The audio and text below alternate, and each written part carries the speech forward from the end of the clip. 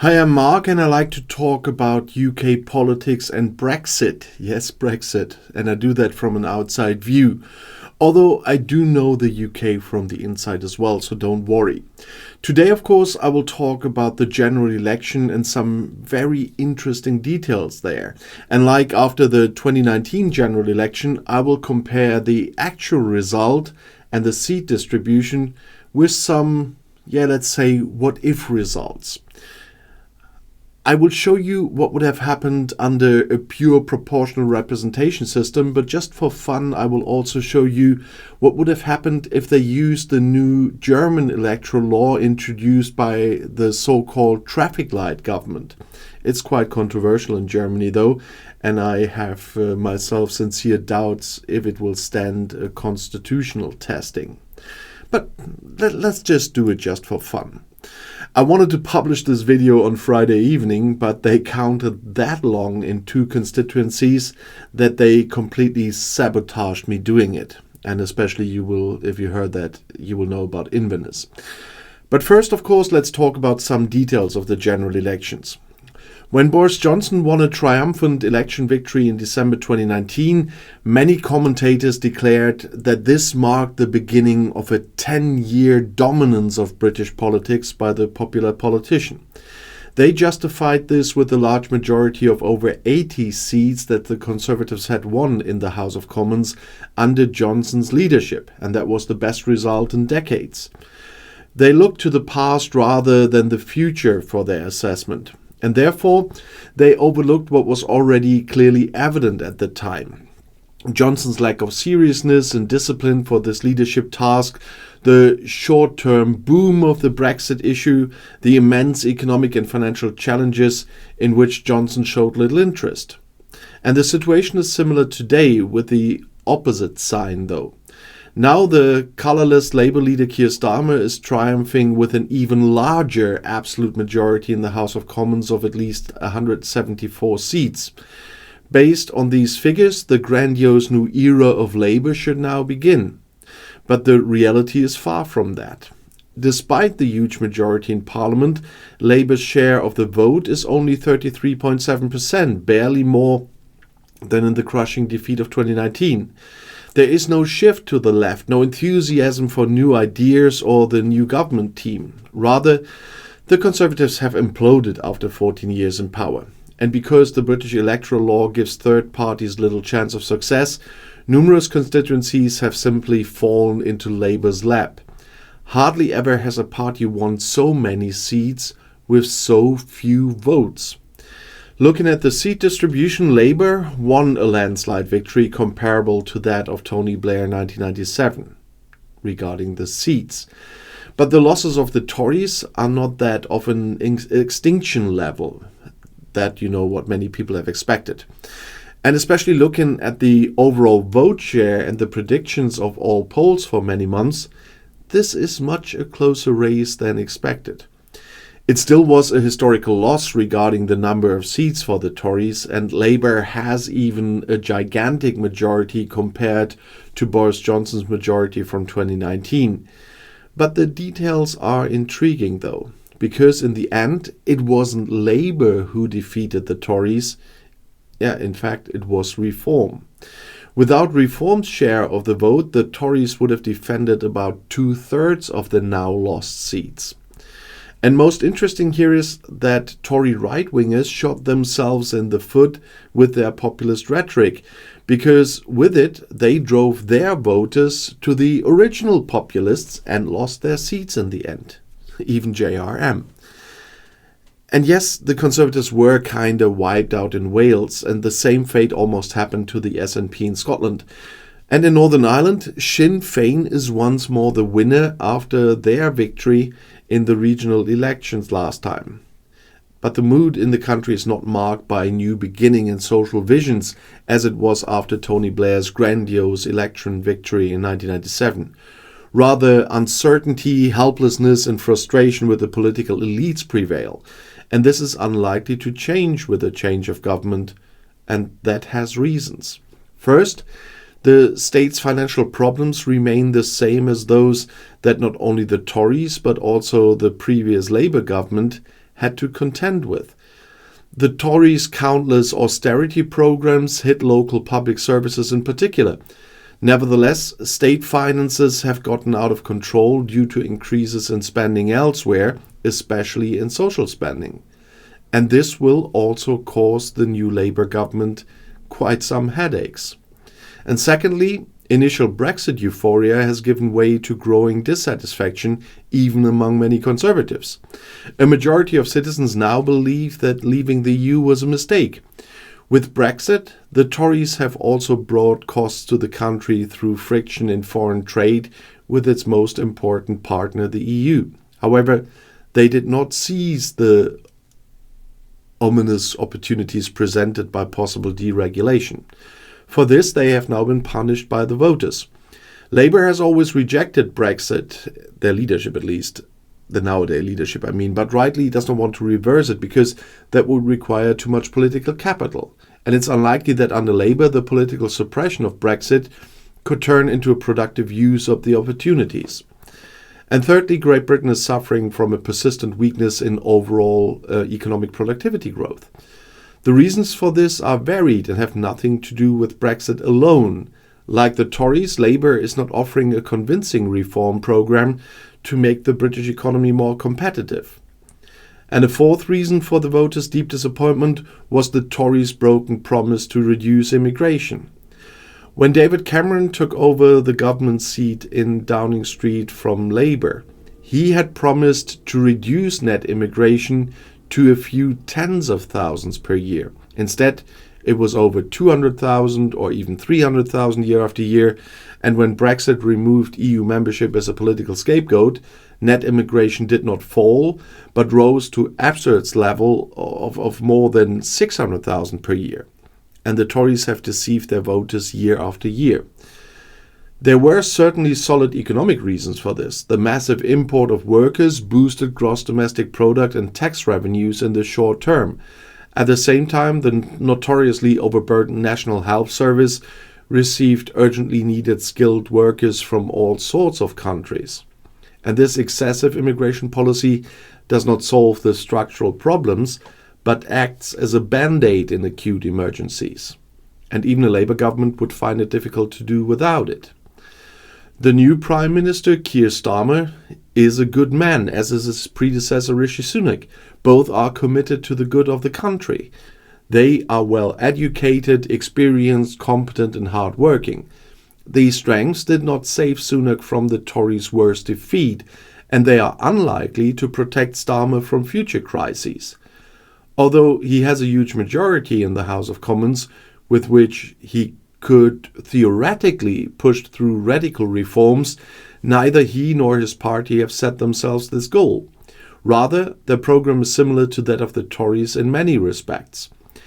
In line with the logic of the British majority voting system, both parties are oriented towards the political centre, or should be. Starmer has thus succeeded in largely disciplining the radical left wing of his party, but the challenges of the new government will soon strain the truce within the party. And the Tories' right-wing fringe has broken away and defected to the Reform Party, which is the main reason for their electoral disaster. For the first time, the two major parties together received less than 60% of the vote. The most important question for the future of British politics will be whether and how the Conservatives will once again become a genuine right-wing economic party and opposition to Labour. If they want to survive as a political alternative, they must re-engage protest voters on the far right with convincing offers on the role of the state, Brexit, the revitalization of structurally weak regions and population growth. The most exciting political question in the coming months will not be posed at Downing Street, but at the Tories' party's headquarters. But now let's have a look at what happened on election day, and of course, as I promised, some of the what-ifs, because that is indeed something quite interesting. First of all, you see what is on the screen.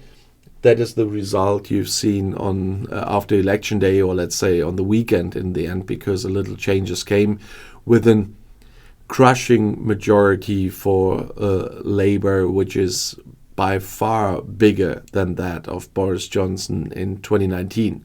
But this is completely due to the first past the post electoral system in Britain. Because if we would have a look at a pure proportional representation system, which some people want, then the picture would be quite different. But what on the election result is also interesting, the number of parties in parliament. With a pure proportional representation system, the result would look a lot different. There would not be an absolute majority for Labour. The Tories would be much closer to Labour than they are now. And the biggest difference is with Reform UK. I mean, the SNP would have gained a little bit as well. But Reform UK here is quite a different picture. The interesting part is that the Liberals would have almost about the same number as they would have as they had now on election day. But the numbers of Reform and the Greens, of course, are very, very different again, like the ones of Labour and the Tories. So people will have to think about if they want a proportional representation system, do they really want a pure one? What the picture also shows is that there would be loads of parties still in the House of Commons, and it would be extremely difficult to form a government, except when Labour and the Liberal Democrats, I guess, could work together. Oh no, they can't. Not on this one. Yeah, that happens when you do several charts. But the Tories and Labour could work together. That's what we call in Germany the Grand Coalition. Nowadays, it wouldn't be a Grand Coalition anymore after what happened to the Social Democrats in the last elections and in the polls. But that would make it really, really difficult. That's why a pure first past the post system could be a bit problematic as well. But that's mainly due to all the regional specialties in the United Kingdom, and because of the 4 nations that are together, or the 3.5 nations. Northern Ireland is a little bit special here, but that would be a very difficult task. But as I told you, they will definitely have to think about this, and of course, looking at this, there is not a real reason for Labour to want to change the electoral system at the moment. Everybody said they expect Labour to do some changes. The ones who really want this are, when I listen to all the interviews recently, are maybe the Liberal Democrats and Reform, but from Labour I didn't hear a lot about this, and from the Tories neither, because if you look at this picture, you will know why. But as I promised, I would make another fun chart here, and that you cannot translate it 1-to-1, but I still think it's a fun thing to do, and that's the new electoral law proposed by the so-called traffic light government in Germany, which changes a lot, and it would change a lot in Britain as well. I don't think that it's very democratic and constitutional, but we will see about that. But it would change this picture a lot, as you can see as soon as I click the next button. And that's this one. Because you would see there would only be 5 parties in the House of Commons if they used that law. Wouldn't change too much about the majorities. It would change a bit that Reform would be even stronger. It wouldn't change too much for the Liberal Democrats and for Labour and for the Tories, but Reform would even be stronger. And of course, the Greens would be stronger than they were on the day. But it would leave out loads of parties, because that's why I did this for the fun reason. First of all, in this proposed electoral law, only the proportional representation decides in the end on the overall seats and not the constituencies. And here's where I said I cannot translate it 1-to-1 because the number of constituencies is different and so on. But the one thing I can show with this is that law says parties that win a seat in a constituency. There would be a vote in each constituency where one candidate wins. But that doesn't mean that the candidate will move into parliament, because the wins in the constituencies must be covered by the overall vote share. And that's why, despite all the wins of Labour of more than 400 constituencies, you only see the number here on the screen. They wouldn't get all of the won constituencies. And you see that a lot of parties are missing that have won constituencies, even if it was 1 or 2 or even up to 7, like 6 or 7, like Sinn Féin or the Independents. Only parties that get at least 5% of the vote share will move into parliament with the candidates that won the constituencies. So this picture just tells you what would have happened if they had a similar electoral law in the UK. Tons of parties wouldn't be in parliament despite winning a constituency. And that is quite interesting. We are not at the end of this with this electoral law in Germany and how it will look like in the end when we really come to the next general election. But I thought it was just a little fun thing to show what would happen. And I personally, as I said, don't think it's very democratic that directly elected MPs cannot go to parliament because of the overall vote share, because the direct election by the people in a constituency is, for me, the highest grade of democracy. I'm not a friend of first past the post, you know that. And only voting in the constituencies is very problematic for me, because you need a connection to the vote share. But what you see here is what would have happened in that case. And so I thought it's interesting to see this for once, and that's why I wanted to include that. I did some comparing with the current German electoral law that decided the last general election and many before. So I thought I'd do it this time again, because it's always just a little fun game in between. But the elections, nevertheless, will have a lot of repercussions in the future. David Lammy already was in Germany. That his first visit went to Germany, and that is showing something as well. You know that the first visit of a prime minister or a king, as Charles when he became king, or of a foreign minister, always is very symbolic as well. And the first trip from David Lammy went to Germany, and so it was definitely a lot about the EU there, although he didn't go to Brussels, but they talked a lot about the EU. Germany, of course, has some more interests of getting trade easier with Britain, but how that will work out I will talk about in the next days as well, because it's not as easy to ease out things there as some people think. But if you want to know more, the next video is right here in the end screen. I'll see you there. I'll be back.